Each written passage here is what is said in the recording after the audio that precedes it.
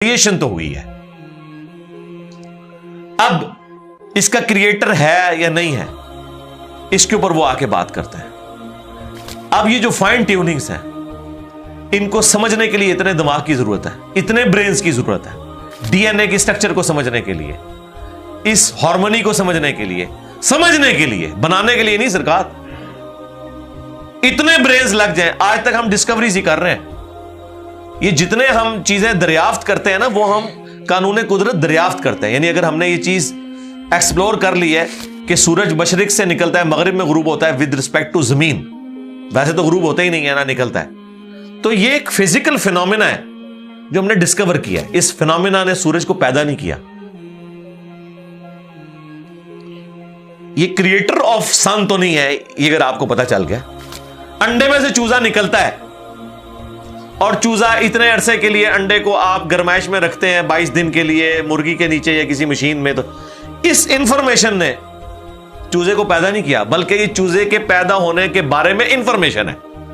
आप इसके अंदर मजीद चले जाएं, जितना डीप डिग करते जाएं, अल्टीमेटली आपकी एक इंफॉर्मेशन ऐड होगी।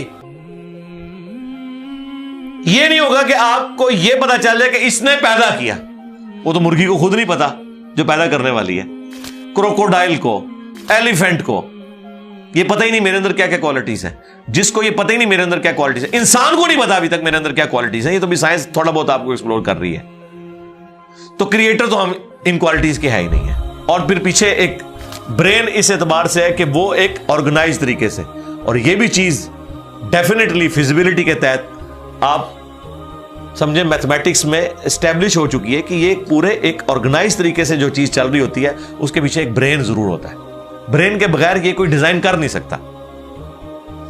फिजिक्स का सेकंड ऑफ थर्मोडायनेमिक्स जो है कि एंट्रोपी या तो कांस्टेंट रहती है या इंक्रीज करती है, यानी डिसऑर्डर। खुदा ना खास्ता यहां पे धमाका हो जाए तो हर चीज बिखर जाएगी। इसके बाद दुनिया का कोई धमाका दोबारा इसको इस हालत में अरेंज नहीं कर सकता।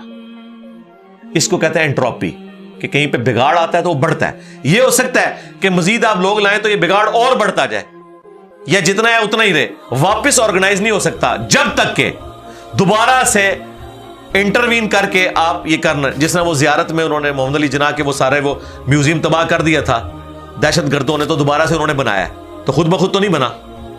धमाके के बाद तो सब कुछ खुद ब खुद फैल गया था, लेकिन दोबारा उस जगह पे लाने के लिए आपको बजट लगा है, ब्रेन लगा है, एफर्ट पुट किए हैं, फिर जाके वो ऑर्गेनाइज हुआ है।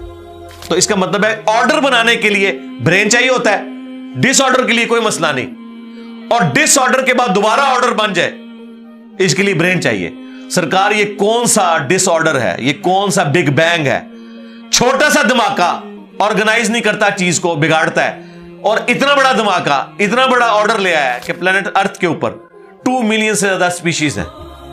एक एक स्पीशी के ऊपर आप जिंदगी गुजारें, आप सिर्फ उसकी आदतें ही नहीं बता सकते क्या है। ये तो छोड़ दें कि ये बनी कैसी है, तो ये तो एक ना खत्म होने वाला सिलसिला है। तो ये ब्रेन तो एस्टेब्लिश है। अब